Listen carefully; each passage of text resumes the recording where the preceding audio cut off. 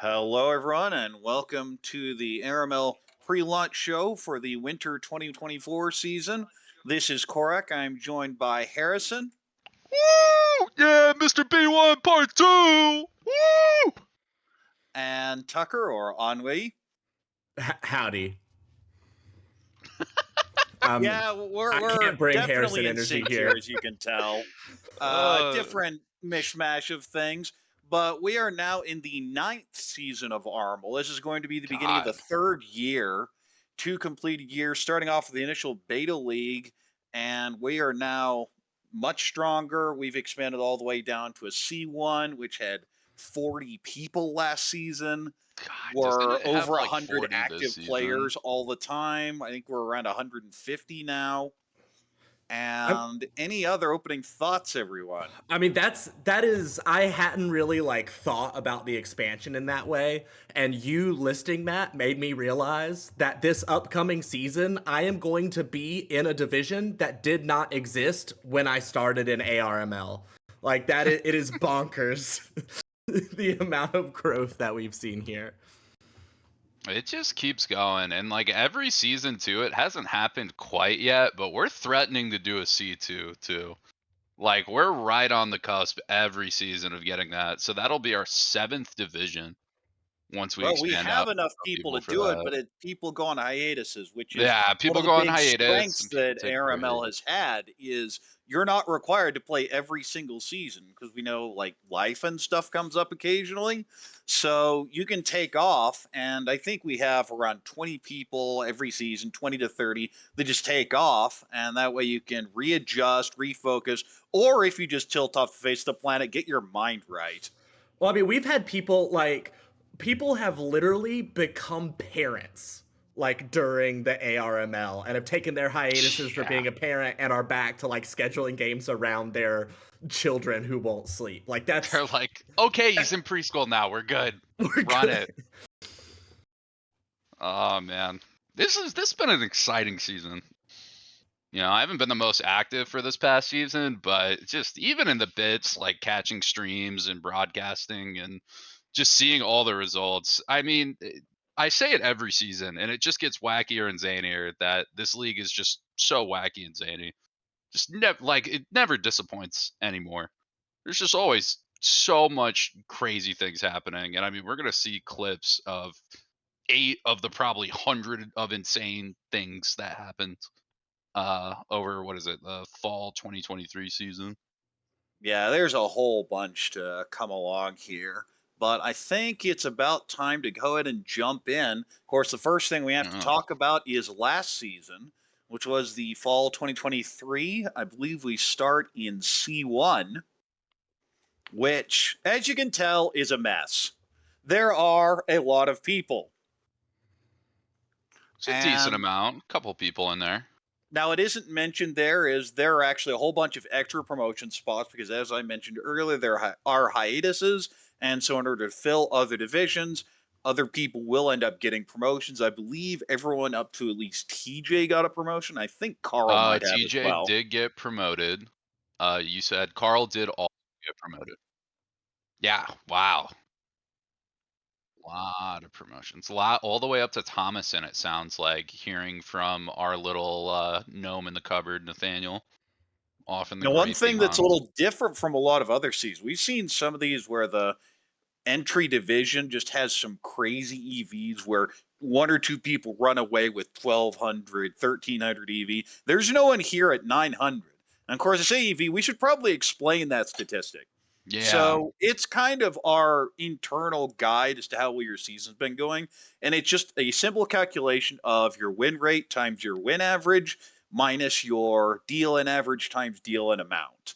And it's you can see it very strongly correlates here. About the only one that just seems completely out of whack is Gabby down there Wow, with yeah.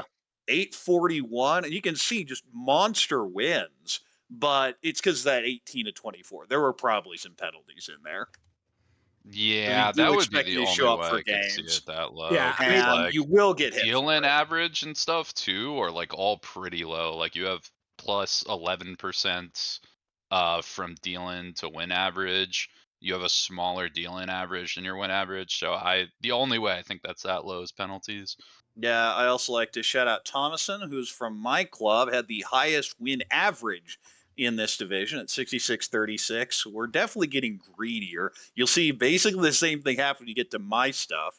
But just overall, we see this is something that's always happened in these beginner divisions is the top players are the ones who just win a whole bunch of hands. With Kate and Brian sitting there at 31% and 29% win rate. And I don't care what else you're doing. If you're winning that many hands, you're going to do really well. Yeah, it's hard to not promote when you win just almost a third of every single hand that's played. And on the other end, one of the things that jumps out here at me is Jackson definitely going for the call meta, 63.5%, proving you can be Whew. very aggressive, call almost anything, and still do really well. That's not like a sneak out of here with a plus 30. That's a strong 162.1, which would end up being sixth in this division. Very strong performance. Yeah, and when you're calling that amount of hands, like you're participating in 78.8% of hands, making either a call, like a pawn, a con, a chi, or a richi. Like you are taking control of the flow of those tables. Like you are the person dictating the rate at which hands are being played when you are calling that much. I mean, it's so crazy too, because the deal-in average is higher than the win average. It's just the win average is like almost twice as much as the deal-in. Just again, like you said, taking control and winning those hands by your own flow, and just showing that if you do that, again, good results. Don't need a high win average. Don't need to, play reserved and not participate. And something else, yeah, the division's big, but we had 12 people at 119 or higher. That God, is kind of ridiculous. And that no was one like really like 8-2 last season, completely ran away or two with this seasons. division. Sure, Kate ended up being about 50 higher than second place, but it's not someone that just ran up with like a plus 400. This was, you can see kind of a bunching up of three people around 220, and then a whole bunch of them in that 120 to 130 range. So everyone here, of course, playing for a position, but all of these people did get promoted up until I believe we said Thomason. Yeah, So just solid play and different styles. And that's the thing we want to talk about a lot here is there's not just one way to do it. It's not always just sit here, close, greedy, reachy, fold when you're supposed to. Sometimes it just push, and especially in these earlier divisions, you need to be able to take advantage of people that aren't building those big hands, and that when you do get it, that you capitalize on it. and with that, unless somebody has any other points they want to touch on for C1, I heard from a little bird that we got some fun review clips to show from this division last season. Chance right now, there's only one more one mon. Each. Oh, and that's one gonna more deal four in. mon. Oh wait, no Yaku. It isn't. No Yaku in the Oh hand. goodness, Brian didn't want to take it. Wanted to try to get Tanyao.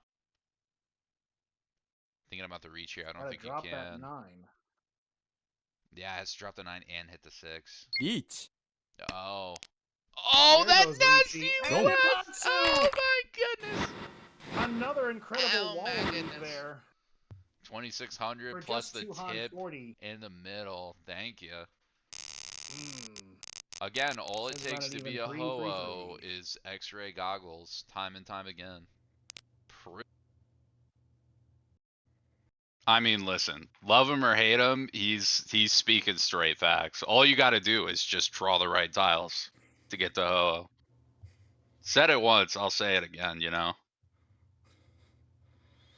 What's funny about that weight is that kind of singleton honor weight always feels so powerful when you know people are going to be playing defense against you. But that weight was called with two people already in Ricci. Yeah, again, just X-ray goggles. That simple. Again, just the Ricci is the one that dealt in.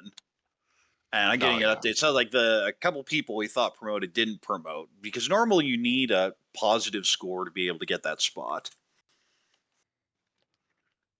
But yeah, I think we have another clip here. I think I understand like some people have like a fear of like calling too many times, but I think Yeah, you can't. calling to fill your worst shapes Your is worst very. shape. Oh, that's Yeesh. Tenpai here. I think shit. there- I'm just What's gonna up? say this be Tenpai. Oh.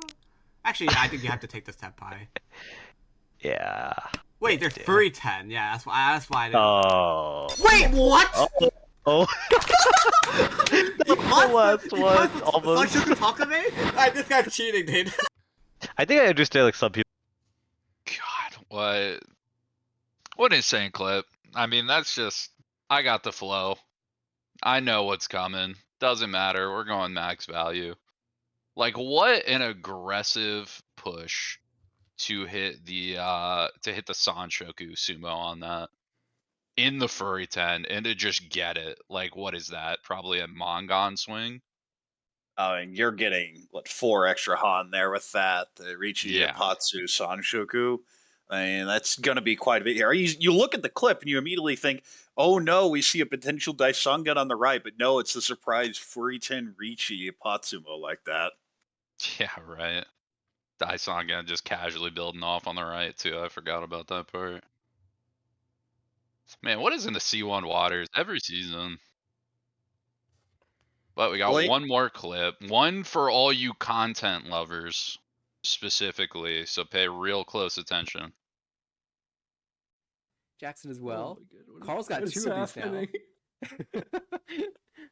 3 cons now. We thought this would just I be guess a we're fold kind of out. out of We were cons. There's so no more wrong. cons. Oh wait, no, there's more cons. We can get more cons. We get 4 cons, right? Is there an 8mon? Oh, 555. Jackson's like, I should have made that my Tonki. No, No, you you were shouldn't right. have. You were right to hold the 6. Oh, there's 4 cons! But I don't- 4 cons! Let's go! We've achieved maximum con! two on the new indicator. And it will go to Ryukoku. Well done. I applaud you. Yay! Wow, what a hand. I think that's the first time I've ever seen 4 cons in a normal match. Yeah, I think so. I We'll think have- same for me. We'll have to get our statisticians on this. Has there ever been... And of course, a nothing hand with 4 happened cons? there at the end, but you can just see the whole thing that those 4 cons does not end the game. And you saw a potential deal on that really expensive 4-pin there. The 6-pin Oh. would, I mean, the 6 would have been bad. The 7 would have been bad. It Everything. just gets out Everyone of had there. a nuke. Everyone just had, like, when they talk about the Cold War, this is the Mahjong equivalent. Everyone was just ready to launch bombs, and luckily, no one got it. But whew, I do not want to imagine a Ricci deal in there. Got 5 indicators too. Ugh. Ugh. At the same time, well played there by Jackson, keeping the Tempai and not dealing the 6-pin. Because that also would have kept Tempai. That would have been a bit of a disaster. Conning to get Nakasuji is a classic strategy. Simple as that. Don't have a safe tile, just con to draw one. Easy peasy. So I think that does it for C1, right? Now we're moving on to Yeah, B3. I think that's about all we have. So yeah, let's take a look at B3. All right, significantly smaller division here as we get into B3, but this is the story of David just showing up and rolling over everyone. 347, not quite double of second place, but off by a whole 1.8 from doing so.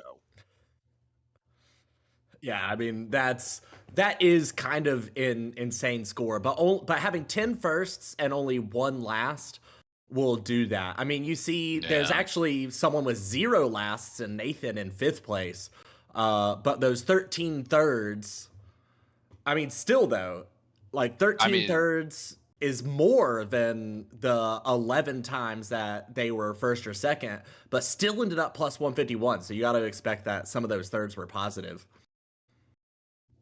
Yeah, possibly. Don't you call that a good Tenho, Korak, when you got a lot of Yeah, firsts and that's thirds and no the fours? old rule is, of course, in most online ladder, particularly Tenho, but I believe Marshall does the same thing where all the penalty is dumped on fourth place. So third's like, now it's neutral. You don't worry about it. You just don't want fourth. So, of course, Nathan there would have a great result on Mahjong Soul or Tenho ladder with that structure, although honestly, with a 151.3 is pretty good overall.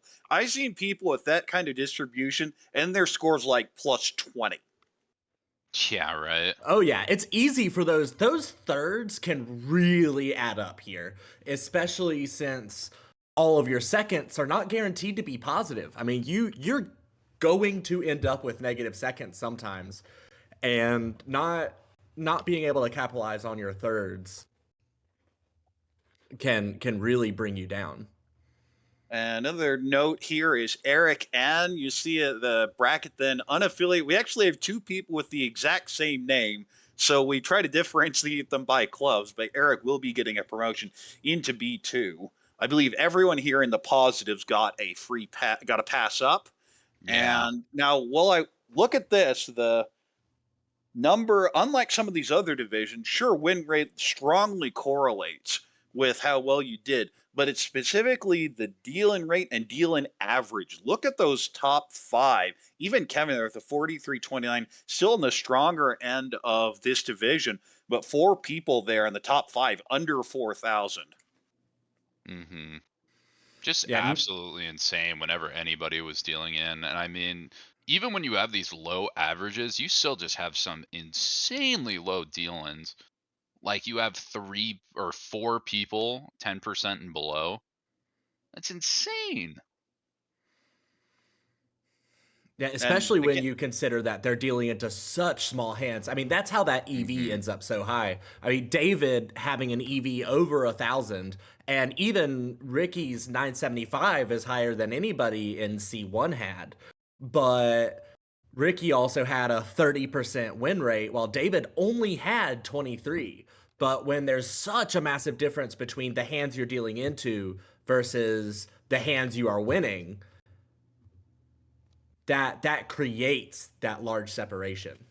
right, and that's definitely what happened. You had some people really pulling away in this division near the top, but you can see the very strong correlation with deal in and deal in average there. On the other end, the win average, you see a whole bunch of people with really strong win averages just stuck there in the middle because they ended up with 16, 70% deal in. And if you get enough of those hands, you're going to do well. But on the other end, the only one of those that has over a 21% win rate is Rob there in 15th, who dealt in quite a bit as well. And that needs to be balanced. But there will be always next season here. I know Ray was on the cusp of demoting out of B3 and just had a very strong final session to come back. Harrison, why don't you talk about that a bit? Yeah, Ray, fellow clubmate, one of the original OG members of the DC Club before it was even called the DC Club. She definitely took a hard hit at first, was still kind of getting used to the schedule, and then she really just was able to pull it out. Again, barely didn't get to that promotion range, but still, I think she was at least minus 100 at one point. So just coming back from that is insane. Much better than I did in a very similar predicament in A2 for sure. Other notable names here Blaine, fellow commentator. I believe he's streaming right now as well on SMA MAN on Twitch. And of course, we talked about Nathan. Nathan's been either very strong or very weak every season. I think he's had 3 great seasons and 1 bad one where he demoted Yeah. out. Yeah, Nathan's always one of those names that I see doing really well whenever I watch games with them, but I don't know too much of as a player, other than I must be doing something right with records like that. Now, generally a fairly defensive, by the book player, and these are kind of the stats I expect. I think the season he demoted out of B3 was a bit of a surprise. But this is Hmm. much more what we expect from him. On the Yeah. other end, Ricky, just that 30% win rate speaks for itself. There's not really much to add here. Yeah. So I believe we do have one clip from the B3 division. Take a look. Around, man. You actually go up to the next tier. There's the room. 5 aura. Oh my god. Oh my god. Okay. 8 Han Baimon from the 5 Oradora. My goodness. Around, man. You actually go up to the. Yeah, so it turns out it's an easy game. Just flip or a 5. I mean, Man, we that's need like absolutely legal funds. bonkers. We need legal funds. We need a lawyer. We need somebody because like we can't let this happen. That's just not okay. 5 Ura? Are you kidding me?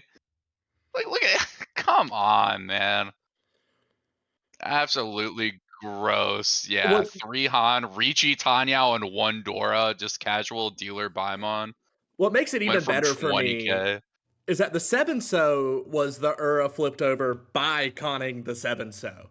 Oh my goodness. Absolutely heinous villain behavior, David. What's up with that? Oh my goodness.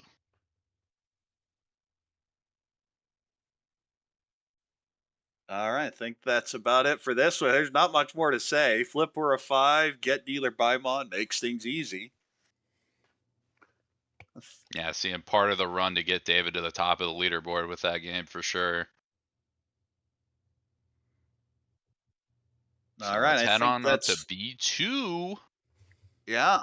And B2 was actually a pretty scary division. When I saw the pairings in B2 as ARML has just gotten better because there is no way this is the 4th best division. B2, seeing all the names in here was shocking. I looked at them and I was like, wow, all of these players are solid. These are all some very good players. A lot of players that have been in A2 or A1. And what, 2 Ho-Ohs in this season? Or is Barry only 6 Don? Barry made No, it to Barry's 7 Ho-Oh. done. Kevin, Yeah. who's also a Hoey, DC ended up native. getting minus 4.2, didn't get a promotion. There's another one where everyone who got positive ended up getting a pass out. But you just look at these names. Pio, Blake, Ryan, Galhan, Barry, Josh, Kayla, Andrew, Daniel, Philip, Kevin, Sichuan, Garth, JPML Pro Garth in literal pro 13th. in the Jeez. negatives. I mean, this is another division where one person came in and just took control. Yeah. Pio said, yeah, I'm disappointed. I'm in B2. I am not in B2 anymore. Forget this. I'm getting out. Let me out of here. Of course, tragically, last season had dealt into a double Yakuman coming in. That's why he ended up dropping down into this and said, that was a fluke. I'm going to fix it. And boy, did he. I mean, a 1200 EV is just insane. God, absolutely ridiculous. 8.6 dealing under 3K on the average with a 60% participation rate too. That is no low participation. That is not a I'm playing back in the hand player. Pio was playing fast and aggressive and it was just working. Participation rate being another one of those local stats we use, which is just call rate plus reachy rate, a general view of how active you are in hands. But at the same time, it's again, we see a similar thing across multiple divisions. Win hands and you'll do well. Look at all these people over 25% win rate. Yeah, 5. And then you have Philip, who's right there at it at 24.6. Yeah, right. Just barely squeaked out with a 24.6% win rate too. But the 5 who were above make up 5 of the top 6. And Gauhan, who's the only person without that 25% win, was also winning bigger hands in general. So it's not like 22.6 is a win rate to sneeze at either. Yeah, and just generally pretty solid play. The one person we'll call out here a bit is Garth with that 20.7 deal-in rate. I think you may need to put down the coffee next time.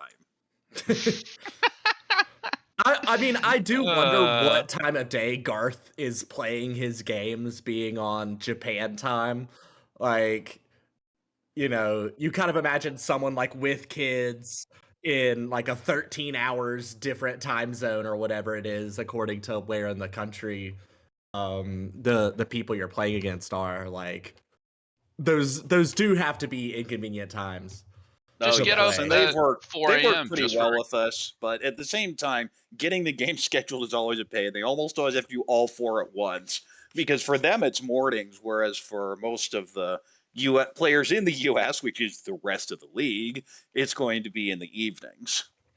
I actually prefer all four at once, which I think is an uncommon opinion based on what everybody in my groups always says. It is. Most people don't like four at once for two reasons.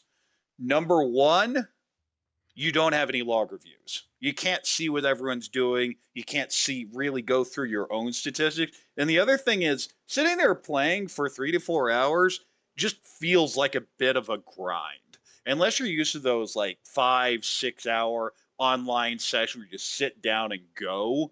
For a lot of people, it's easier just mentally to get there, be intense, and then just cool down and do it again another day. I like to have all of my misery concentrated in one place. That makes all of life more easier to manage for me. So I think maybe that's why I prefer 4 games at once. As you can see, this season was not great for me. I had one first. I had a single first in Hey, there you 24 go. games. The No fewest reverse firsts. ladder. the fewest firsts. I tried really hard, but I think I lost every Ricci battle I played the entire season. I think like 2 Well, or 3 of my games got cast, and they were always like, "Man, Tucker doesn't seem to win any of these." And that's Tucker why you generally forgot you can't play the game. It was one of those seasons. Your whole goal this season was damage mitigation from game one.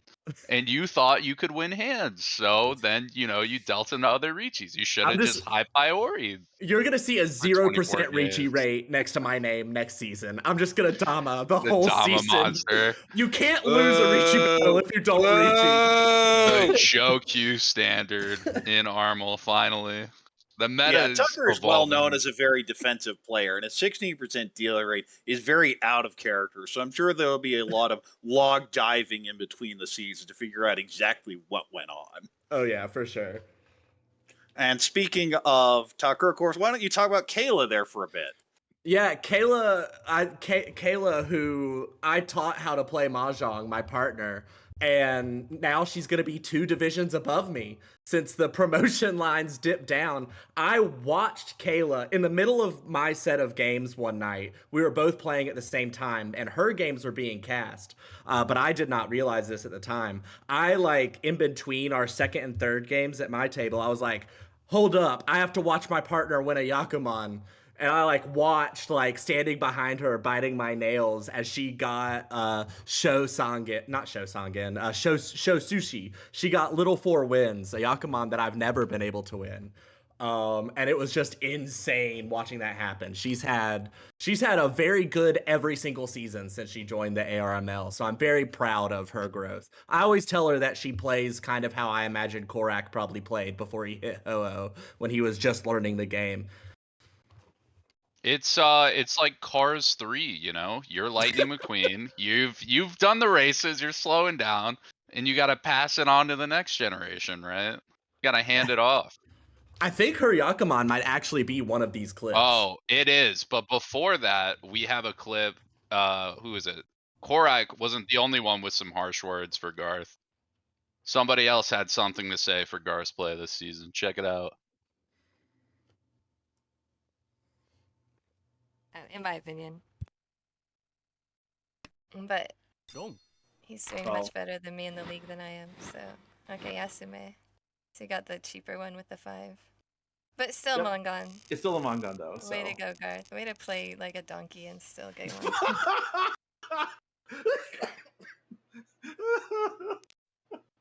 Proud of him. Oh my. In my opinion. I love how clip's so calm funny. that derisiveness is. It's so scathing, but with no change in tone whatsoever. Oh yeah. That's day-to-day banter for Jen. Jen's throwing that one like guaranteed. Oh man. That's funny. Yeah, they have the Prost podcast together. I'm assuming that's how you say it. As well as just being 2 JPML pros.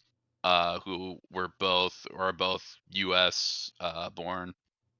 So just spending a lot of time and getting to know each other's play and interacting. So they have fun, you know.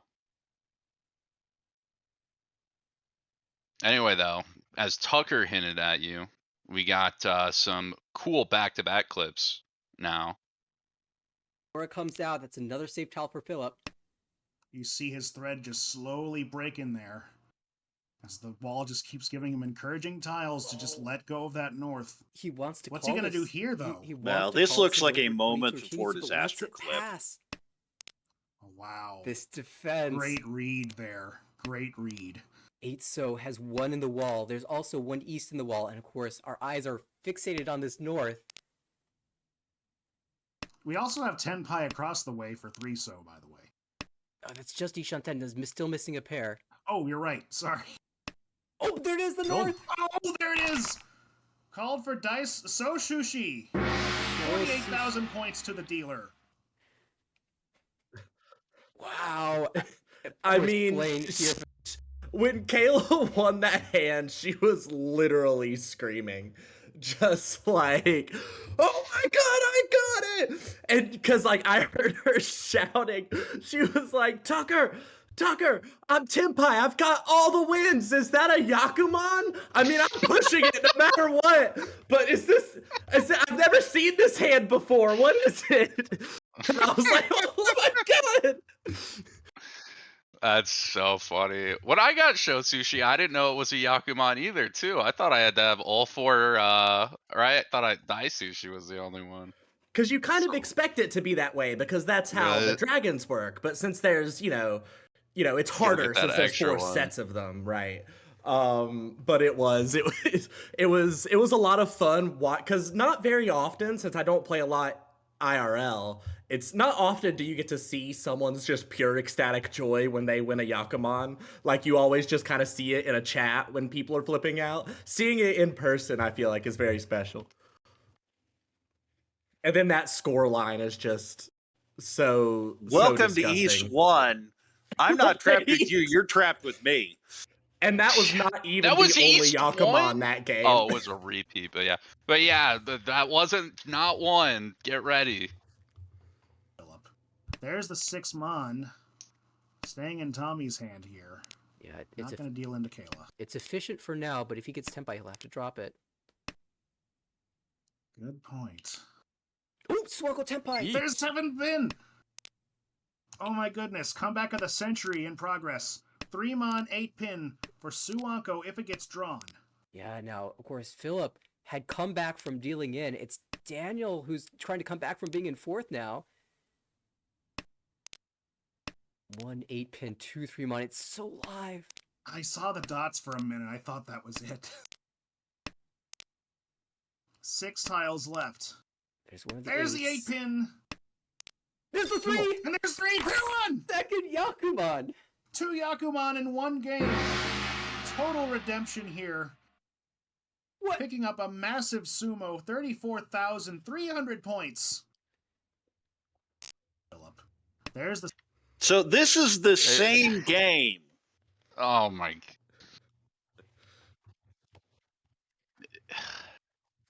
Yeah, somehow after this Yakuman, the person who dealt into that dealer Yakuman is in 3rd with how zany this game was. Yeah, 19,000 points, and then after that sumo across by Daniel was at like nothing, just taken all away. What was that? 7,000 after that? Something just absurdly small. Yeah, it's going to be 8,000 for the Or Yakuman 11, sumo. yeah. But yeah, no, Philip had a really rough start. And you can see here, you're actually fairly late in the season, and he was doing well. And then you have a game like this, as oh my goodness, still managed to sneak out with a positive score with a fairly strong session 6, and will get a promotion. So even after the deal in was good enough. And of course, we already talked about Kayla also going up. Yeah, I mean, a Yakuman on its own is like a 3 out of 1,000 event. If you looking at, high ladder on Tenho and Mahjong Soul, it's about 0.3% is what it tends to be, I think, for each Yakuman. And to see 2 in one game is just kind of bonkers. Yeah, I guess technically the second time that 2 Yakumans have been in one game with that double Yakuman that happened last season, but just crazy. All right, then. I guess let's head to B1. Yeah, B1 was a bit of a weird division this season. There was only 16 people in it with how hiatuses and everything else worked.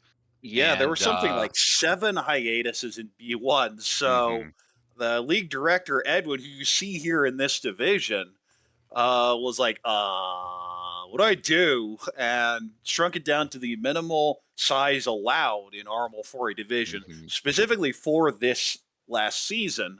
And what we see here is no one really ran away here. The highest EV is 737 there for Julian.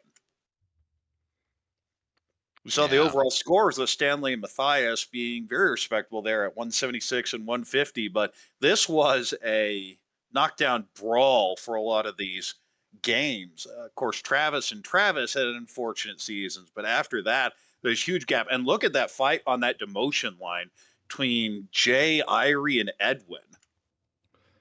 Yeah, I mean, 1.9 points separating 12th and 13th. Now, the interesting thing is they thought this was demotion at the time.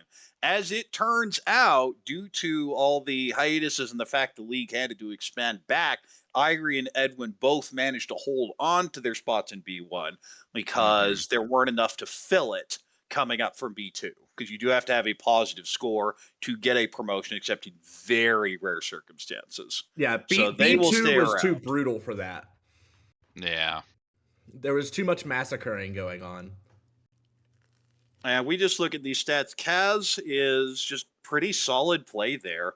Good win rate, great deal-in rate. This is someone who's been in A1 before, had fallen down to B1, took a hiatus, and is climbing back to A2 now. Fairly passive player. You see with that sub 50% participation rate, but just very solid play there. Stanley a little more aggressive, but hey, if you're winning 24%, you can afford to do that. Hanley, same type of thing. 27.3% win rate. They were cheap hands, but you win enough of them, you'll do just fine.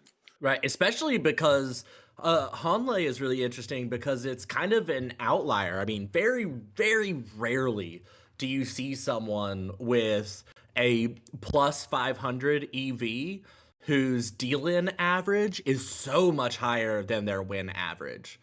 Usually, as soon as those two numbers start to get equal to each other, you start to be kind of sub 300 in the EVs, typically. We also have a couple of very low reachy rates here, with Eric sitting there at 12.8 and Edwin at 12.0. Of course, I'm well known for my support of hitting the button. So I can't really support those styles, but you see they work differently here. And again, this is the same thing I talk about in every division. There's not a specific call rate and reachy rate that is necessary. There's not a specific win rate or dealing rate. All of these things tie together, and different styles will work differently. And different divisions have their own structures and kind of metagame as it comes down to who you're really playing with. You know, there are some people that will not fold. There's some points people who will Dama if given a choice. There was a lot of that this season at B1. And some people who will just stay closed and hit the button. You see the reach rate of 31% from Joshua, another player who was in A1 and demoted a couple seasons ago. And I mean, you know, this comes back to a point too, where even the win rate and deal-in stats are only so indicative of what's going to happen in those games. You see Joshua with a 29% win rate and a 19% deal-in. I mean, we saw someone with a 30% win rate and a 20% deal-in in a past division who promoted, but Joshua was barely negative. You see Julian, who has a almost 13% spread between win rate and deal-in, and both the win average and deal-in average are respectable. It's not like either of those are way skewed to make you think that that plus 737 EV would only be plus 51 in the points. But when in your games those wins and those deal-ins happen matters. Like you could deal in average 3,000, but if your one deal-in every game is in South 4 dropping you from first to third, that obviously is a lot more meaningful than even just this sort of stat sheet can see. So there's a lot. I mean, that's one of the things that It's a makes lot of watching all nuance, these yeah. games so much fun. Is that subtlety that you can't see in the stats is always there. Special shout out as well to Sarah from the Philadelphia Club. They'll be hosting a tournament in a couple months. And of course, our other JPML pro, Jen, ends here with 40.1, does get a pass into A2. There was an extra spot open. So I believe all three of them went up. I think all three went up. Of the Yeah.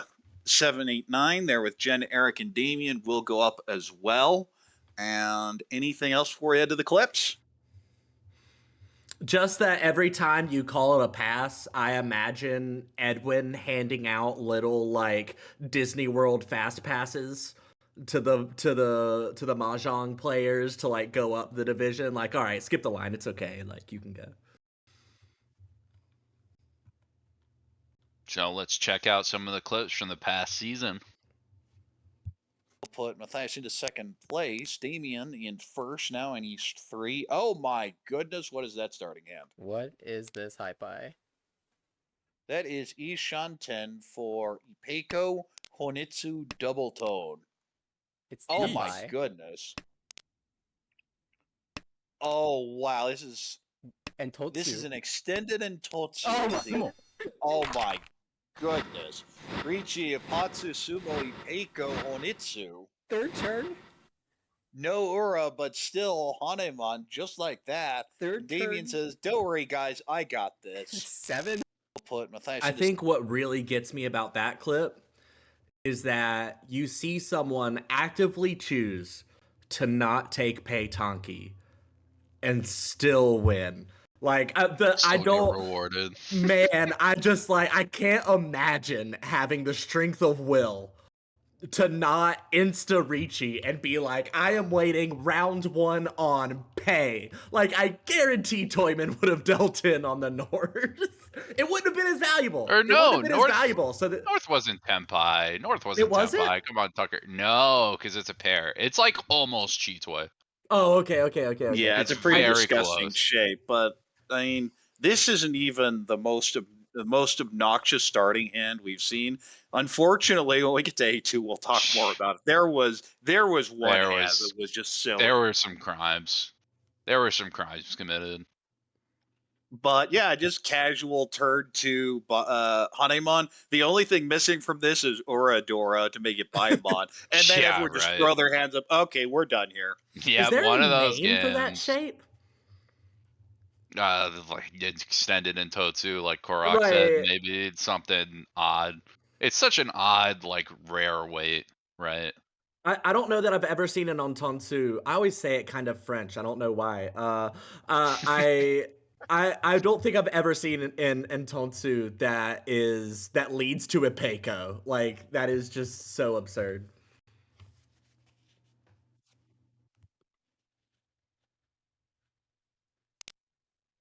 But I believe everyone's 10 not coming out. Oh, does 3mon come out? Jen's gonna keep Tenpai, plays the half Oh, Suji good 4. read, 4mon. Checks, I mean 4-7 is scary, but 3-6 is completely unchecked on the board. Decides, hey, I'll take half Suji. It's not great, but it's something. Best option and good way to identify that option. Yeah, and Stanley just debating whether 3 or 5 is safer in the moment. Interesting question. I would say probably 3 is safer. Oh, but Hote Gumi! Hote Door 3! Hote Door Oh 3! my god! Oh. Yeah, that's just getting outplayed by a pro. There's honestly. nothing fancy here. Just drop the 4 and, surely there's no valuable Tenpai here, right? Like, something would have happened before, and Stanley just goes, you know what, 3mon's better. I got 2 4s to protect it. Surely I'll be fine. Better than this Dang, Jen doesn't even have a 582 that's Yaku not here. checked. Like, what's the word? I mean, it's Hote, but there's no way it's going to be that bad. I mean, you see the early 8 and the 4. Like, it'd have to be some sort of really stupid Tonki, maybe around the 4 mon with a bunch of door for it to be a disaster. Well, funny story. Yeah, lock, stock, and 3 smoking barrels right there. I tell you that. Tell you that. Now we got one more clip from B1. It's gonna go for the Champon. It's dead. Eat. Oh, third door draw by Hanley. Boom. And called to tempai from Travis Khan. Khan. Dora Khan into Rinshot. What did I say? What did I say? This is Hanley's plan. Not for Baimon. He hits you with 1,000 points. He hits you with 1,000 You are points again. You think his absolutely hands are right. cheap? Khan, Rinshan, Ura, Baimon, 24,000 points. It's gonna go. And Hanley just giving up the Sun Onko chance here, taking the better God. weight with 3 Dora and just Rinshot, just sumo. We say it all the time on our cast, but it really is an easy game when you just draw tiles. Just that simple. Just criminal. Yes. 3 1K hands to build up and keep your dealership into this just absolute monster on the correct way at Rinshan. Just, ugh. Makes me sick as someone who never draws tiles that are good. I'll admit it, I'm jealous. I want to be able to do that. Right. I guess I need to call Con more. That this is what I'm taking notes as we go through, and I think my path back up the divisions is just to call Con at every opportunity. That's been working well for people in So terms of the clips cons that as an actual like non-meme answer, cons have worked very well in the bottom divisions and they've worked quite well in A1. They've gotten people killed a lot of the time in A2. yeah, it's like a bell curve where it's like cons are great and then you get to the middle and it's like conning is not as good as it seems and you must be extremely careful, and you get to A1 it's cons are great. All But right, let's before head we to go to A2. A1, yeah, we gotta go to A2. Yeah, so you see now why Harrison did not want to go to A2. I Well, he mean, doesn't have to worry to about be A2 this fair, season. I was at like the thing that makes me mad is I was at like minus maybe 150 and then started throwing, and then everybody around me did poorly who This was is why like you should going to never demote. throw. Man, after a seasons of beatdowns, my mental was just not there. I don't know that I want to hear it.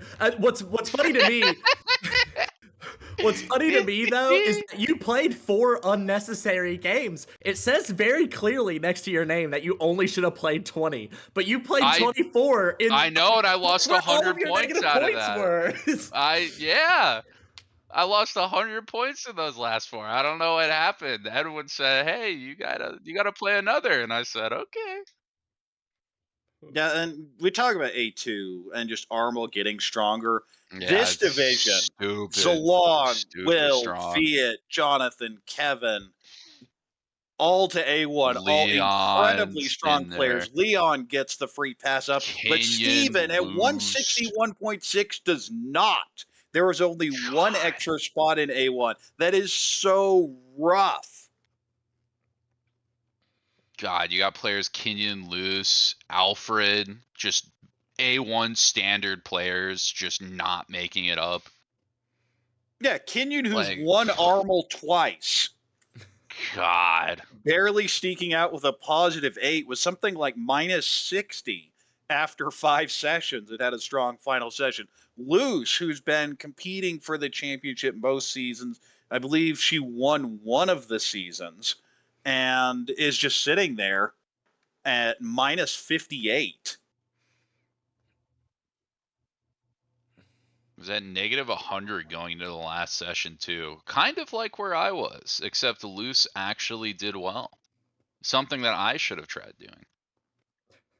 And just lots of people that have been in A1. Vincent, A1, regular. Zalong, A1 regular heading back, just casual 25% win rate, 6,600 average win. Absolutely ridiculous. And you see all these 800 and above EVs, and that's the cutoff. You have to have an 800 EV to promote. Again, it's so tragic that Steven 161.6 doesn't get you in. I mean, and like Steven's EV, I think, is higher than any of the EVs in B2 or B1 was, I where the think highest was like not 700. quite. I think there was 800 people. I think Kevin is higher than every C player, but yeah, Steven up with the highest in some of the other divisions. But this And isn't it's really where you expect that. Like you expect, like Korak said earlier, you expect these massive EVs in the super large divisions that are going to have a ton of variance and a ton of players, and not all of whom are playing each other. And in a slightly smaller division of players who you expect to be a lot more even, because they've had to work. They've all had to work to get up to A2, regardless of what it is. Even if they started in A2 after Beta League, I mean, it's been 9 seasons. You've had to stay there 8 times, which is quite a feat. So for players who are roughly similar in skill level, or who you expect to be roughly similar in skill level, to have this sort of spread is just amazing. It's something in the A2 waters. I don't know what happened, but just ugh. And we'll get to it later, but this season, A2 is pretty strong. But then I look at the hiatus list and who isn't playing this season, and I go, oh my God, these could all be A1 players, and a bunch of them have been in the past. Yeah, But unfortunately, we don't have any clips for A2. We do have one game, though, that we have to talk about. And that was poor Christine. So Viet Man. wakes up in his last game where he needs to secure his position and has a turn to Yakuman on Kokushi and it's dealt in immediately, and dealer wins in East 148,000, and Viet just cruises there.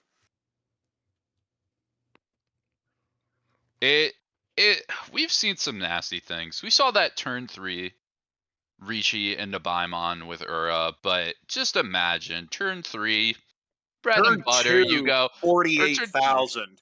I got this loan terminal. I don't need it. Throw it out. Bam! Take that Ho Yagumon. And Christine ends up falling into motion out of this, and she does not deserve that. No one deserves that. There was nothing wrong with the play, but that's how things are, and that's the level you're dealing with. If people just get hot, that's what can happen. But sometimes the wall just says, you're going or you're going down. And I guess one more small note to make about stats connected to that.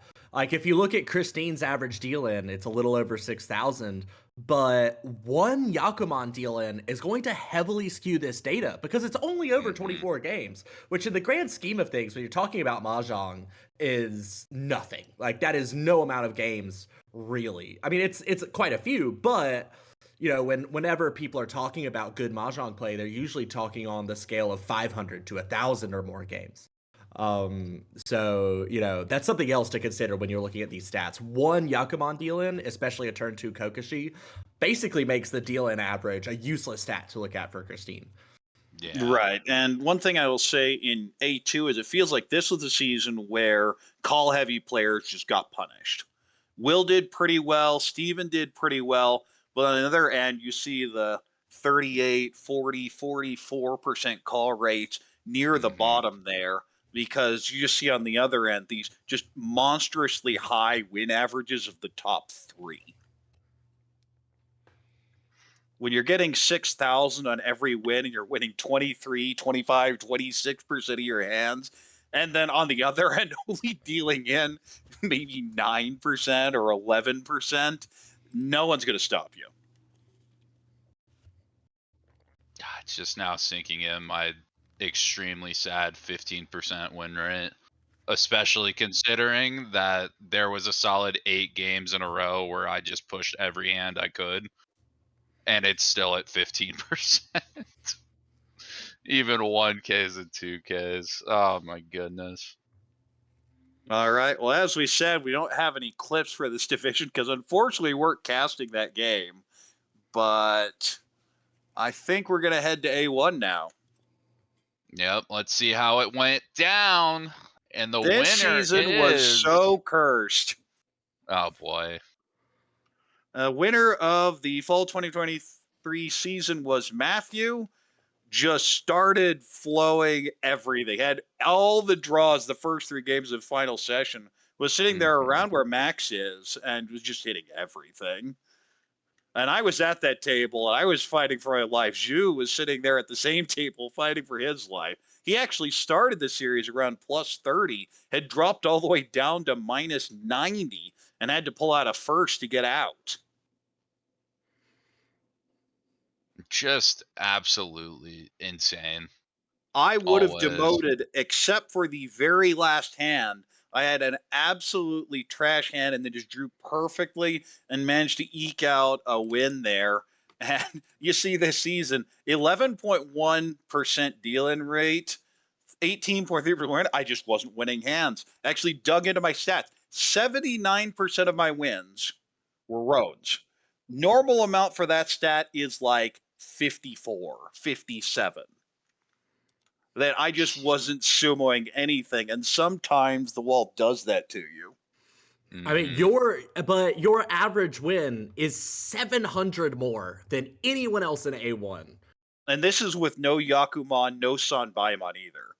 I had Yeah, that's intentionally gone into crazy. this season planning to build value and punish a bunch of people that I thought were going to play in a way that countered how I normally work. The problem is the wall didn't cooperate. So this is the issue. You came into the season with a plan, Korak. That was where you went wrong. But on at the top there, Max, Claire, and Simon rounding out the top 4. Simon at one point in the season was around minus 180 and then just had the biggest hot streak I've ever seen. And over 4 sessions ends up over 300. God, just absolutely pulling through from the depths too. I mean, it's just A1's always crazy to me. Like I'm looking in the people with arrows on their name, and it's like Andrew, Aaron, Steve, Bishen, Minko. Like some of those players people say are some of the top in the country, and like they can't even escape in this season. And you look at everybody above, and it's just this just monsters all around. It's just crazy.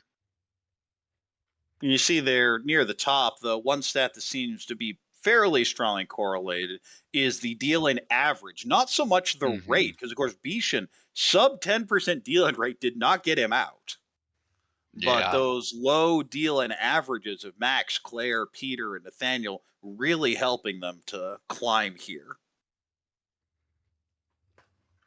But this season was, from my perspective, absolutely miserable. I had a bad session 1, and it only got worse. And it wasn't until the last hand of the whole thing that I managed to survive. Something that's interesting to me with the A1 stats is the sort of bimodal nature of the Ricci rates.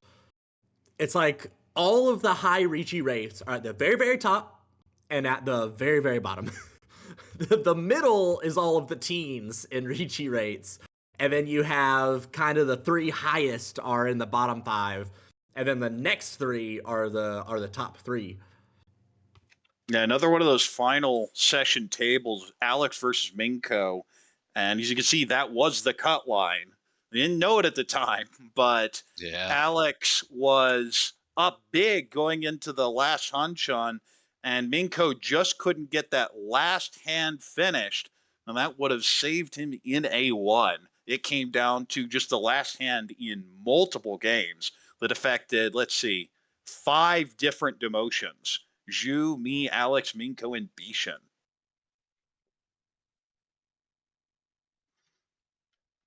And that's how it is. It oftentimes does just come down to one hand. One thing about this division, something we often talk about, is it tends to have a lower reachy rate than a lot of the other divisions and a higher Mhm. call rate. And that happened again this season in A1 because you don't want everyone in A1 can build value.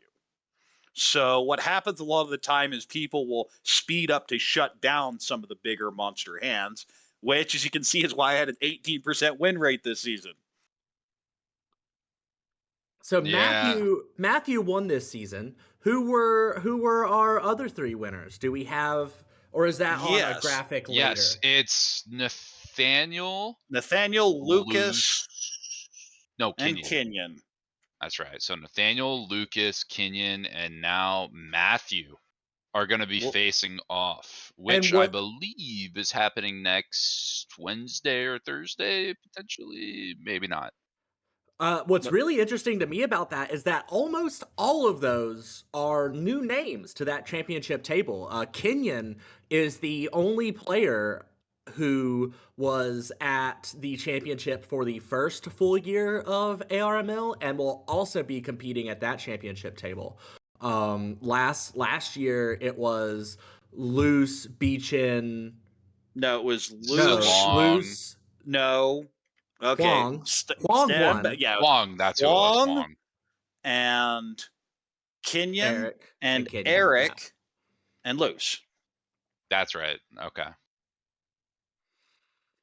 Yeah, and then Huang was able to pull it out in the 4-game brutal championship. I'm So interested. Who do you guys think is going to do it for this one? Who do Well, you I think's think we'll taking get home to in that matchup? we'll hold off on that Okay. question for a while yet. But we still have to talk about this upcoming season. Well, yeah, but I figured championship, it's in the Mm, past. You know it open up. But before that, I guess we do have an A1 clip. We did get one of those.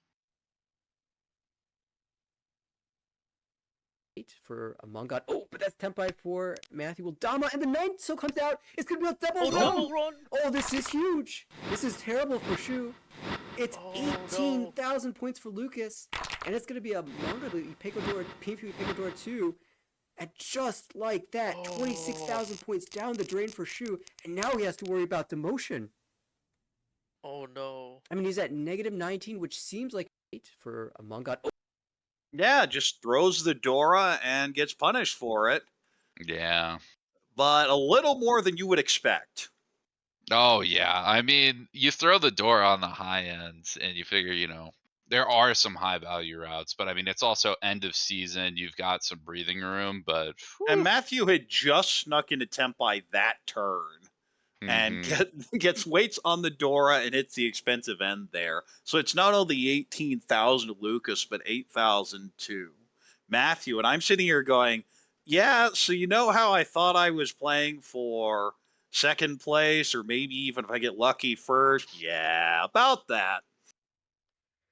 Yeah, I'm sure after that you're just like, you know what? Positive third is good enough.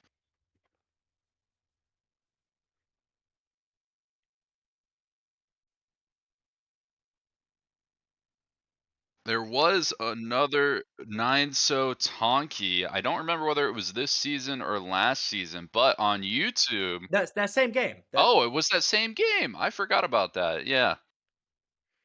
You want to talk more about that hand that I don't quite remember? I know it's on YouTube. Oh, Korak, you had a Tonki, I'm hearing from the cupboard. I have done everything I can to expunge that game from my memories. I do not want to have to think about this season. I do not Luckily, want to have to think about this game. But you can luckily check you it out don't on have YouTube. to remember it because it is on our YouTube channel, which we have at this point. I mean, I assume millions of hours of Mahjong content on the YouTube channel. Oh, so much. Just Yeah, an absolutely, yeah, tons of logs, or not logs, but I guess tons of games, live commentary over all of them. Just if you're ever bored, you need something in the background, you want to get better at the game, and you really want to, get some input on your play if you're on stream or just looking to see some high level matches, make sure that you go and check those out. It's youtube.com/@AmericanReachy.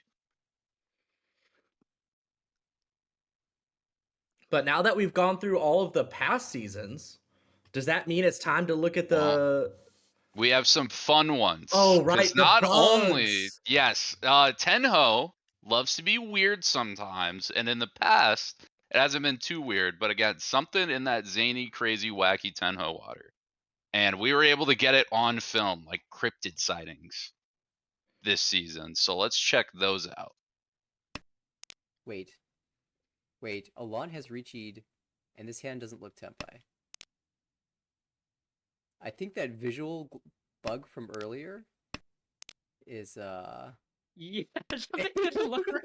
So someone get a screen cap of this. And no Genrichi. I'm not going crazy, right? Roll on the 6. Okay, there's a 5.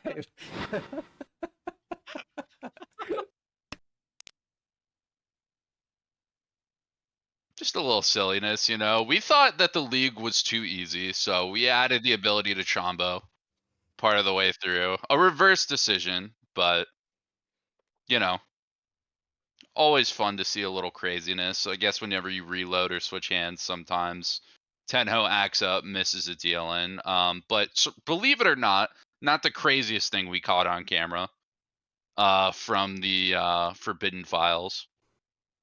This hand looks pretty good, with good shapes. The door is west wind. We don't really see that anywhere on the table yet. But what the? Wait a minute. Wait, what are we looking at here? I assume what the? Okay, hold on. What? Let me refresh. Like I saw, I was like, what? Okay, huh? we were talking about cheating before, and like 6. Wait. What the? What is happening? Yeah, so they actually they teach that in the Book of Flow. It's all the way in the back of the index when you peel through the legendary call the same Yakuai you just called. Yeah, Very just get advanced 6 move. Haku. Yeah. If you need more Han than one Yakuhai, just call the same Yakuhai again next turn. But very funny Tenho glitch. And what I want to use this time to bring up is I want to thank the people who sent in clips, as that was our last one. I believe Garrick, Korak, always great at clipping. Will had a couple good ones this season. Blaine was killing it with clipping. Or yeah, Blaine and Blake, I think both got some clips in. And if you are watching, again, please, if you see a moment you want to see, you want us to talk about, that's just really funny, you want to build and remember, always feel free to clip it in the chat. That way we can watch it, we can memorialize it, have it in this show, or again, just for the VODs, pick it apart. Fun little moment. I believe there's a command in chat you can use, right? Something like /clip. Maybe not /clip. There's some command. There's a scissor on the video player. There's something. Sound like I'm 50 years old right now, not knowing how to Yeah, clip there's off a the top of clip my button head. inside the window itself. Also, you can /scissor or just hit the clip button. There's hotkeys Alt X. Anyway, so with that, now we are going to talk about the 3rd year of Arbol. And that will be the Yes. winter 2023 season coming up here. So we didn't expand the divisions. We have another C1, and as you can see, there are a lot of people here. It's a couple games in here, a couple tables. Only 8 instead of what could it have been? 10, I think. Up to 10, yes.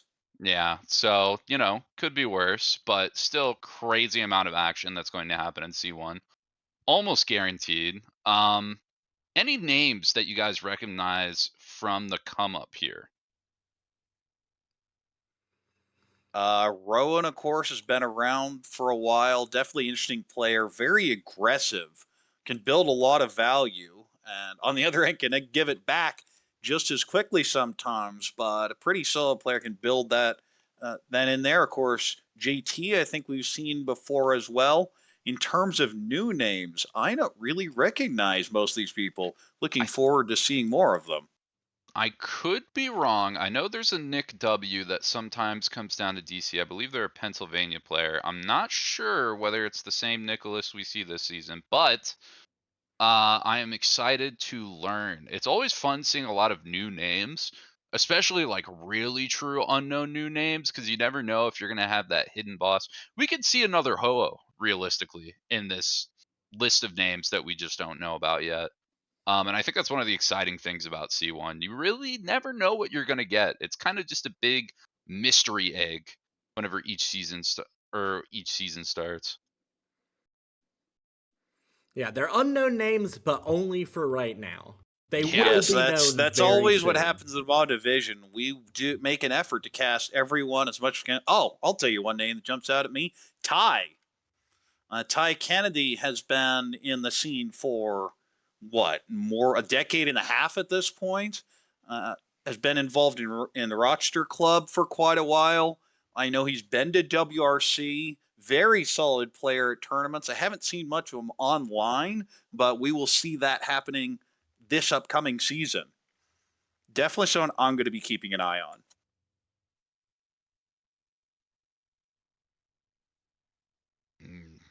Apparently Gino turned up at Chicago and was able to hold their own against Nathaniel. Well, So and as Ovar said in the chat, Jessa, who I believe was the top scorer in the IORMC qualifiers last year. Yeah. Not this past IRMC, but the one before that, and played on the US team after a great performance in the IRMC qualifier. So also a recognizable name. I'm just having trouble reading them because there's so many. Yeah, right. I completely missed Jessa was there. I knew Jessa. I recognize that name, and just there's so many people. Yeah, and I guess we've said our piece with C1. Now let's move into B3 with the exact same amount of people, at least with some names that we know. Although it That looks is like the same image, so I I was think like, we man, have a wasn't technical Thomason in the glitch. other one? I was like, I recognize those names. Hold on. Getting that updated right now for y'all. Bear with it. A little bit of technical difficulty. Apparently we have some other names in this list while it's up. Andrew and Christy seem to have been to a couple IRL tournaments. A little recognizable. That's the fun part about going to IRL tournaments. We'll have some very special announcements for some of those later. Yeah, I It's always definitely nice see to some go names out. I recognize here because I'm looking at the updated sheet here, and Alon, somebody in WRC did quite well. Oh, you're looking at Jean B3 Yu, now. we've seen do fairly consistently and got up to B3. Benjamin, who I think you know, along with Ray, someone you also have definitely never heard of. Oh, never even once. Oh, Ben's playing again. I thought Ben was playing was going on hiatus. Yeah, Benjamin got third, I think. Third or fourth, but had a chance at first in the Cincinnati Open last year. Or I guess technically 2 years ago, because it's 2024 now. But yeah, very good solid player. You got Alon, top WRC, Rob G, pretty decent player out of New York. Very fun guy. Tamaj, DC staff represent. Alan, Philly Club, running that tournament that's coming up. Very excited for that. And there's, TJ. I don't know, this Tucker person. Anyone heard of that person? I don't think you got to worry about him. I heard they're getting a Okay. brown tag next season. So. I heard they were doing a speed run from A1 to C1. Well, good luck on Go that, or straight bad down. luck. How does this work? Yeah, who knows? Who knows? Yeah, this is going to be an exciting season for B3. I mean, just looking at this and thinking about like how strong a lot of the players and how recognizable a lot of the players in this B3 are as compared to like 2 or 3 seasons ago is just crazy. Like it every league gets stronger every season. One Just match that bit I'll by bit. personally be a little interested in is that session 5 table 5-5. Ray, Carl, Vinny, and Jackson. Jackson's been an interesting person to watch. That was the person with the 65% call rate. Of course, Ray, who's Yeah. in the DC club. Vinny, I believe, is it from Richie Nomi. So that should be a very interesting table to watch. Any other matchups that jump out at you? I mean, I'm personally interested in week. Oh my goodness, I a lot of week 1 action actually. We got Ray and Tamaj versus Double Eric.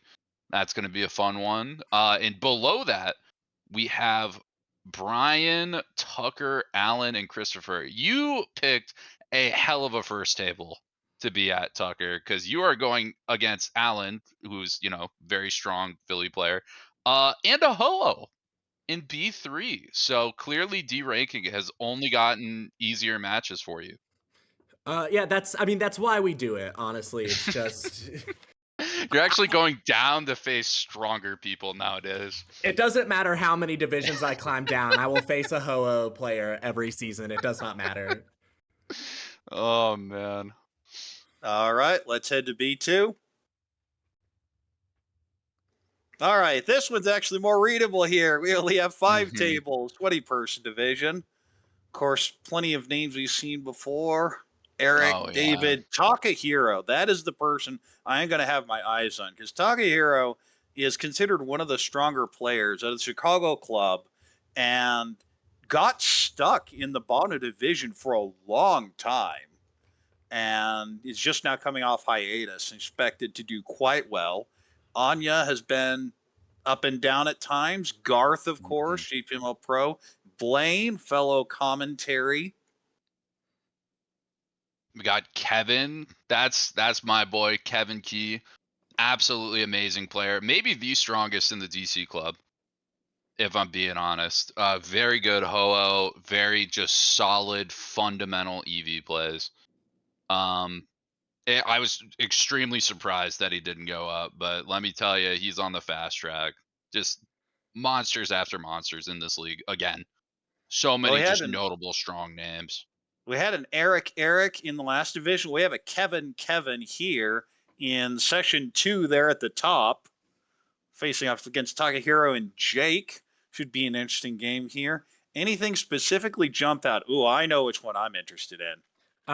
Table 5, session 5 is one that I like, with Travis and Michael going up against Taka and Garth. I feel like that'll be a really fun table to watch. Mine, similarly, a Garth game at the top there at session 4, facing off against Kevin. Isabella and Quinn should be a bunch of swings. And in terms of zany action, the one right below it with James, Jason, Takahiro, and Blaine. Oh, that's going to be a crazy table. That's one of those tables that I would be like, I really wish I could see happen live.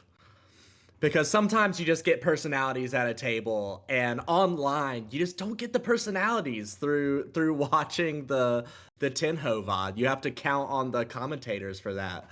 But those are people that would be, I'm sure, an absolute blast to just watch play around a table casually at like midnight at a tournament. And this is we do have our first snake time, ladder here. Yeah, so in a lot of these divisions, because promotions and demotions are a thing, we generally try to set up your session 6s so that people who have the strongest session going in face relatively weaker players, but that those right on the cut line have to fight off with each other. So you're going to see this in multiple divisions here. So the first place will face again 10th, 15th, and 16th. So those are always fun. And similarly, the 2, 9, 14, 17 for similar reasons. The 10th and 9th in those positions, especially in these lower divisions, often end up actually being the cut lines for promotions. If you're interested in, if these aren't just kind of, we called it a snake. In this case, it's a little bit harder to see, but you go from 1st down to 5th at the 5 tables, and then you put 6th in the same spot as 5th, and you go back up to 10th, and then you do the snake again, but you start from the bottom instead of the top. Yeah, so it's like a right side up and then an upside down of a snake ladder that's actually made from fantasy sports is where this type of idea comes from. Oh, I thought it was just random. I thought they just put 1st and 20th, and they just were like, no, you know what, 10th, 15th, and 16th, that's who 1st should go against. You know what? That makes so much more sense. And I mean, it clearly works. There's so many exciting games every time like Snake happens, and so many just close things. All right, we'll know more about those when we get towards session 6. Let's head to B1. Oof. Yeah, that's gonna be a bunch of God. very interesting characters and volatile play style, just all Table over. Table 1, Session 2 God. is what I'm living for. Irie, Pio, Henry, Harrison. That's gonna be Oh a my blast for the god. table. I saw that and I was like, oh, Irie who slaughters me, Henry who is like my bracket demon of Armel. After I thought Rachel was bad enough for this one. I think against Rachel I'm like +2 and she's like +50 on Well, our I'm gonna tables go for together. what are the two most cursed Just tables when I look at this division, because that's what I see is a lot of players that just you're playing it, but something just feels off, and you can't put your finger on it. And I have two of these tables. They're both Amy tables. Session 2, Game 3, Jay, Amy, God. Edwin, and Kayla. That is gonna be like unreadable. Oh my And good. and No. similar Session 5 with Amy, with John, Pio, Amy, and Q, or Aldwin. Oh, I'll one up that. Session 3, game 3. Barry, Amy, me, and Josh. Oh my god. What? How do I even play that? What does that look I'm like? Amy and I'm Josh play everything. Barry's a freaking ho-oh. What? What do I I'm actually do there? I'm a little disappointed, but I like Amy and Rachel are both very aggressive players. Every time I've played either of them, I have played both of them at the same time in ARML. Like I've always like been at an Amy Rachel same time table. Obviously a long time ago since we're so Just far away in divisions. scrapping at each other But they're not over and even playing over. each other. I was like, oh, I know a table I'll point out. When do Amy and Rachel play each other? But they don't. It doesn't happen, and that's quite sad for me. Uh, Maybe in Yeah, session maybe 6. session 6 is what you're hoping for. The snake ladder always produces fun. There's And never a dry second session 6. if you want to see a more straightforward table, there are a couple here on the fifth tables of sessions 2 and 3. Andrew, Barry, Philip, and Ryan should be a fun one to watch from a technical standpoint. Not quite as Yeah. much action as some of these others, but in terms of just solid Mahjong, it'd be a fun table to watch along with Jay, Pio, Galhan, and Ryan. That could be a little more volatile, but I think that'd be a good watch as well. Basically, there are a whole bunch of players in this division that are a lot of fun to watch and at the same time incredibly cursed, including Yeah. Harrison. Oh yeah. Hey, listen. All I'm saying is I'm screwed this season. I've started off bad. Yakuza's coming out. It is going to be a bad season for me. Once I run the tournament and get that like flow from putting back into the community, it's so over for whatever I'm at next season. This season I'm screwed. It's over. I'm toast. This is high pie Ori this season. That's about my only survival. I played 2 games already and I'm at like -22. And I think that was holding well. It's tough. We're dying out here. No, I don't think anything else needs to be said about this division. Fun and utterly, utterly cursed. All right, so we're gonna head to A2 now, and we have some longtime A1 players here with people like Bishan and Kenyon. Andrew, who'd been in A1 for a couple seasons. Kaz working his way back, was in A1 at the start, had demoted and took a couple of hiatuses along there. But this should be an interesting division here. What games jump out to you? Okay, if no one's There's going to answer, I'll take the one on the bottom left. Bishan, Hanley, Vincent, and Aaron to oh my start off session goodness. 1. Jeez. Oh my That is a god. convergence of 4 completely different play styles. Oh yeah. Man, what is even gonna happen there? Just hyper value aggression from Aaron. Bishen's calm super value play. Hanley's pretty standard, right? Yeah, I'd say Hanley's fairly standard. Well, I was gonna Maybe a say, little more close than some others, but I think yes. every Yeah. time I've ever played against Beachin, I've dealt into like a Pinfu Nomi Dama and been like, Yeah. what just happened? Where did this Bishen come from? just plays back, yeah. Bishen does not overextend like ever. God, I'm looking at session 5, game 3 with Julian, Jen, Kenyon, and Aaron. What a strong table that is. Kenyon, Aaron, and Julian, all A1 players who are in A2 right now. Jen, Pro, JPML Pro. I'm really curious to see if Jen pops off hard this season. I think Jen and Garth are going to do better the higher up they get. Like, they're going to be more used to the kind of slower, more methodical meta that's not as prevalent towards the lower Well, I leagues. think both Jen specifically plays a style that seems to match with how A2 has been most seasons, which is the solid, closed, build value, don't really overextend yourself.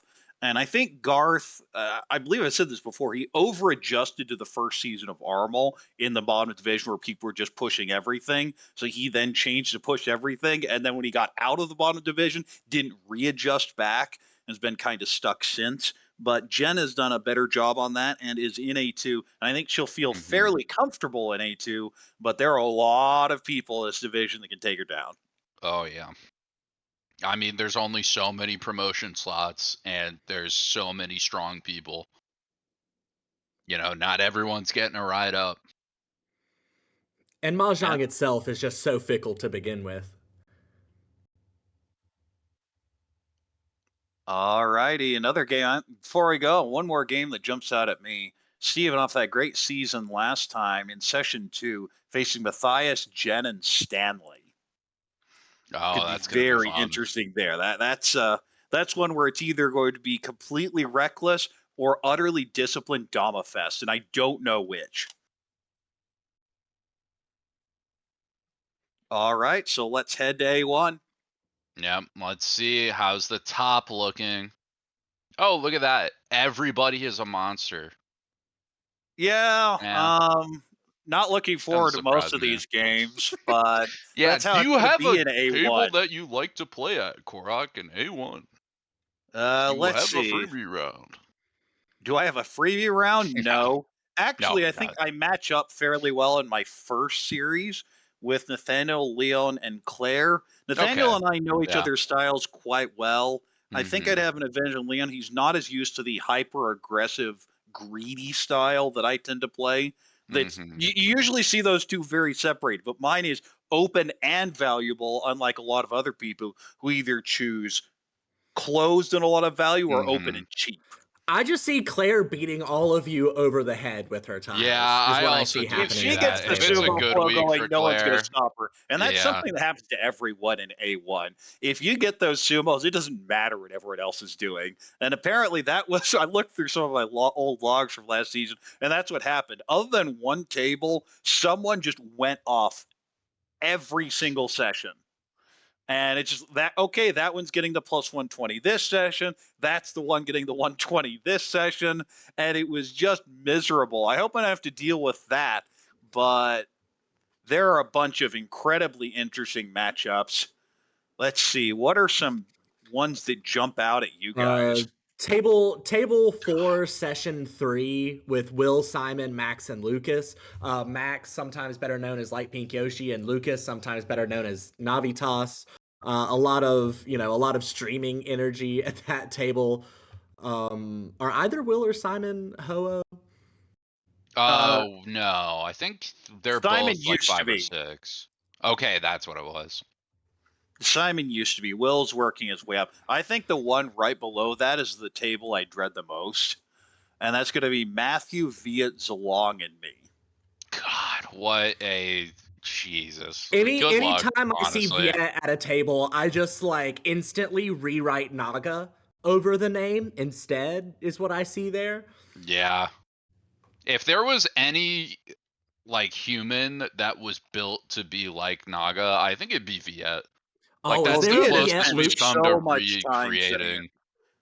Of people that just that aren't in Japan, Viet may have spent the most amount of time outside of Asia. They spent the Yeah. most amount of time just studying the bot and going through so much. He started his own blog, writes about it on Ricci Notes. Has just spent Yeah. so much time and effort on it, and the results are there. They're there. Yeah. Clearly going well. All right, one So I last one, guess, and then we'll wrap it up here. well, I Uh, was gonna say, who do we think is taking it? And who gotta do we know. think is lazy taking one Who are and the say A1? picks? Viet. You think Viet has Viet's had got the it? strong result every single season, has not only promoted, but didn't need a free pass in any of them. Yeah. I think Claire. I think she's pushed towards the top a few times. All she really needs is the tiles to shift her way a little bit. I feel that she has a very valuable like type of mahjong that she plays and is a consistent, very good player on top of that. So I feel like this is gonna be Claire's season. That's who I'm putting my early money on.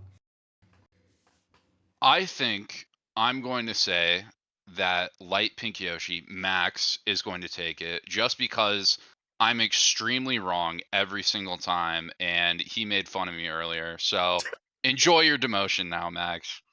But Yeah, well, I truly, mean, best of that's luck definitely it. in taking it this So season. at the same time, I'd like to say there have been two people that have been in every single A1 season now. We had the inaugural Beta League season.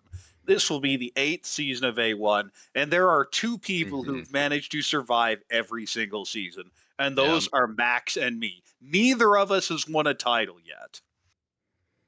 That's the trick. Once you win the title, it's the curse is back. It's over demote for you. time once you Yeah. get that title. Yeah, none of the championship players from the first season are in A1 or from the first championship that was held. And I mean, listen, some of the champions for this season or for the one that's about to happen and at some point in the near future aren't even in A1 right now. It's coming. The 24 second you games, turn that not a flow whole up. lot, and Mhm. sometimes the tile just say no. And I've been harping on it this entire broadcast. I don't know how I survived last season with the tiles I got, but hey, I'm still here.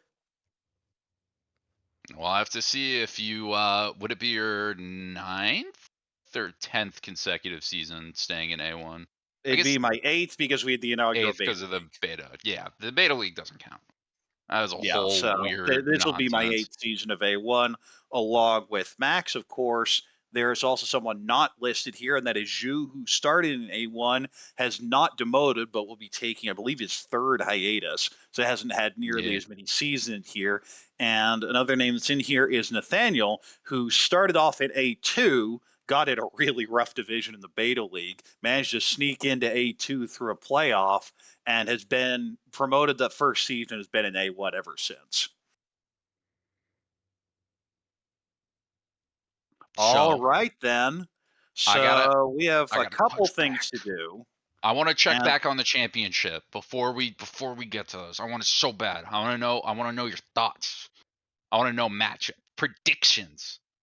Remind the viewers who we got. We got Nathaniel. We got Luce, Kenyon, Lucas, Kenyon, and yeah, there you Nathaniel, Kenyon, Lucas, and Matthew. So Nathaniel, Kenyon, Lucas, Matthew. Who are we thinking? I'm never What's betting up? against Kenyon in a 4-game series. Kenyon. You think so? I was the only person who got it right last time. I called Huang when we did the preseason show last year and we were predicting who was going to win the championship, and I was correct. And I'm going to do it again this year, and I'm going to say Nathaniel. I like Nathaniel's been really steady and consistent lately. I feel like has been building up, and this is the time where it's all going to come through. I mean, my personal opinion is the more you give to Mahjong, the more the wall gives back to you. And Nathaniel, director time and time again, the guaranteed on Wednesday stream, just does so much work behind the scenes. And again, broadcasting even this preseason show, setting up all the background stuff. And again, with all that, I think it's Nathaniel's time to take home the ring, the non-existent championship ring. Should have like a trophy or something, little engraving. There's a picture of a trophy in the Discord. I think yeah, we should have like a almost like a Bitcoin thing that's not a Bitcoin, where it's like a unique JPEG that you get. It's not worth anything, but it sounds fun, right? Crickets. Anyway, so we have two more things to get on. One, our live tournaments coming up. So, Harrison, I think you're involved in one of those. Yep, I will take the way before we get to my super fun one. Seattle coming up should be very exciting. I believe signups are already closed and it has a long wait list. But that'll be fun to check out.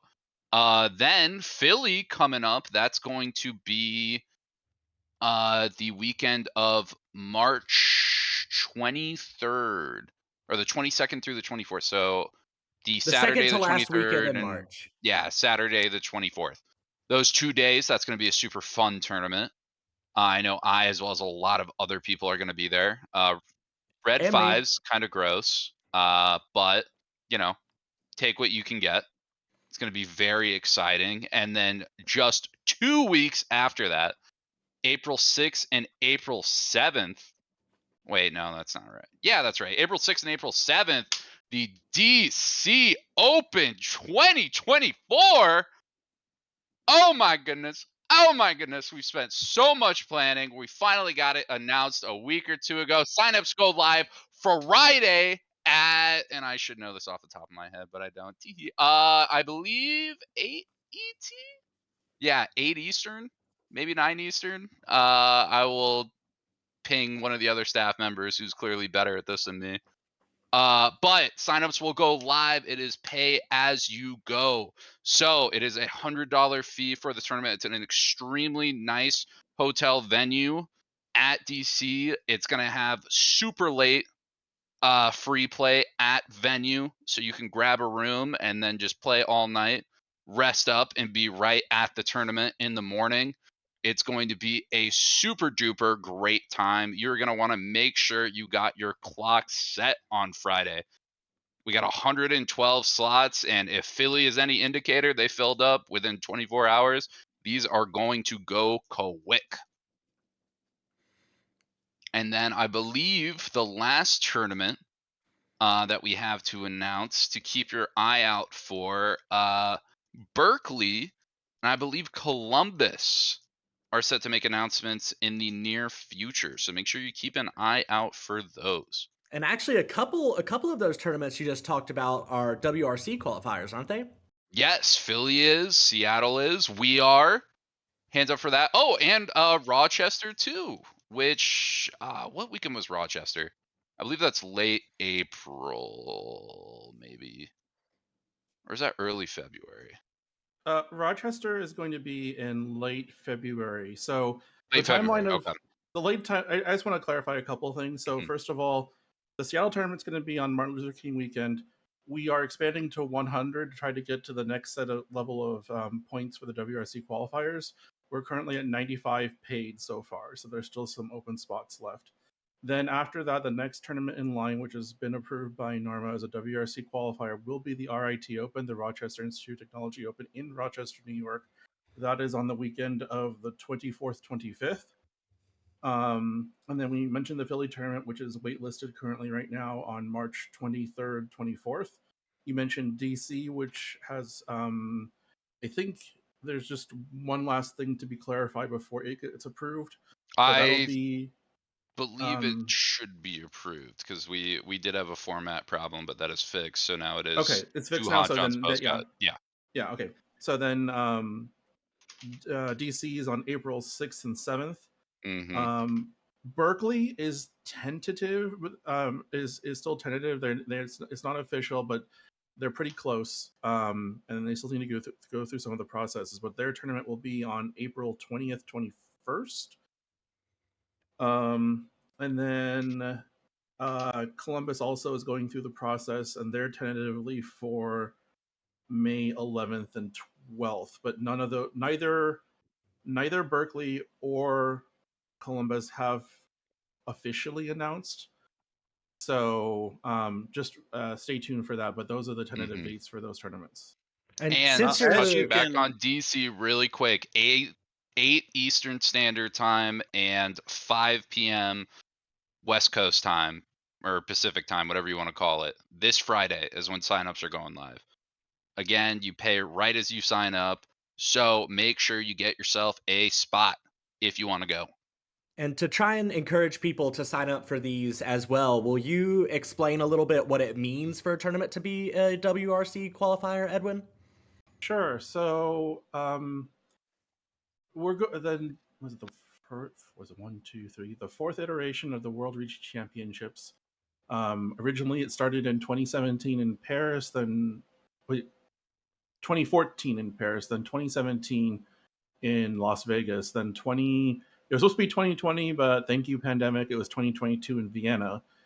And now the fourth iteration is going to be in 2025 in Tokyo itself. So it's coming back, quote unquote, home to Japan. And so what happens is that each country gets a certain amount of seats, a quota for seats. And so what we're doing is that we're having qualifiers for through tournaments to determine the contingent that will go. We don't actually know how many seats we have, but the idea will be that you participate in tournaments. Depending upon how well you do and how big the field is, you'll earn a certain amount of points. And then the top 32, I believe, end up going into an invitational. And that invitational will then determine the list of, at least the order of people to be selected for the US for the World Rigi Championships in 2025. One other thing is to clarify, I know there's been some confusion about that, or about this, is that the later on this year, we're looking at Labor Day weekend, will be the North American Open. And while it's a North American Open, it is going to be awarding a WRC seat, but it's a WRC seat from the committee itself. It is not part of the U.S. quota. So it's a true open to anybody. Like, so if somebody in Ireland wanted to go play, they could and win the seat. So again, another way somebody can qualify for that tournament as well.